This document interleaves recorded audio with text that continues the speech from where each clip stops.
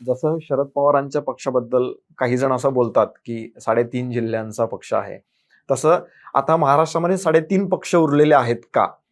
त्याच्यामध्ये मग काँग्रेस असेल, अर्ध शरद कोणाला पवारांचा अर्ध मनसे 3.5 जे पक्ष उरलेले आहेत त्यांचं ते कसं भाजप सोबत आता ते त्यांना विरोध करणार आहेत? नाही, जसं त्यांनी लोकसभेला सगळे एकत्र आले, एक विचार पुढे नेला भाजपच्या विरोधात, तसं त्यांनी एकत्र आलं पाहिजे. विधानसभेला एकत्र आलेले पण मुख्यमंत्री 13 झालेले. हो, महाविकास आघाडीमधले मुख्यमंत्री सगळ्यांनाच वाटायचे की मी मुख्यमंत्री होईल, कारण लोकसभेच्या प्रमाणे आम्हाला लोकांनी मतदान करतील, मुख्यमंत्री झाले, लोकांचे हॉटेल्स बुक झाले. तसं न करता विचाराची लढाई लढली पाहिजे.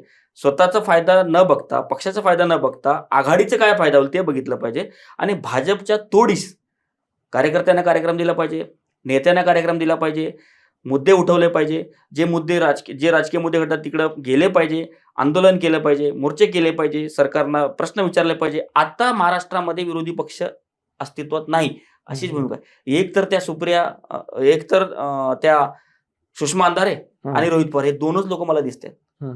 इतर कोणीही सरकारच्या विरोधामध्ये बोलताना दिसत नाही. काँग्रेस राष्ट्रीय पक्ष आहे पण तरी सुद्धा त्यांच्याकडनं असा प्रभावी विरोध काँग्रेसकडून बोलताना कोण दिसत नाही. कधी कधी ते बिचारा यशोमती ठाकूर बोलतात सरकारच्या विरोधामध्ये. त्यांच्या ऐवजी तो आपले हर्षवर्धन सपकाळ, त्यांना तर त्यांची स्वतःची एक्झिस्टन्स दाखवायची असते, त्यामुळे ते काही डिसिजन घेतात आणि काही बोलतात. सुनेत्रा पवारांच्या विरोधात त्यांनी उमेदवारी दिली. राज्यसभेला आम्ही शरद पवारांना सपोर्ट करणार नाही किंवा शरद पवार असतील तर सपोर्ट करणार अशी त्यांनी भूमिका घेतली. ते एक्झिस्टन्सचा प्रयत्न करत असतात. नाही, भूमिका घेतली आणि परत मागं पण घेतली. त्यामुळे मला सांगायचं की विरोधी पक्षांनी एकत्र आलं पाहिजे, मुद्द्याचं राजकारण केलं पाहिजे, ना की फक्त विरोध करायचं म्हणून नाही केलं पाहिजे. अनेक मुद्दे त्यांच्याकडे.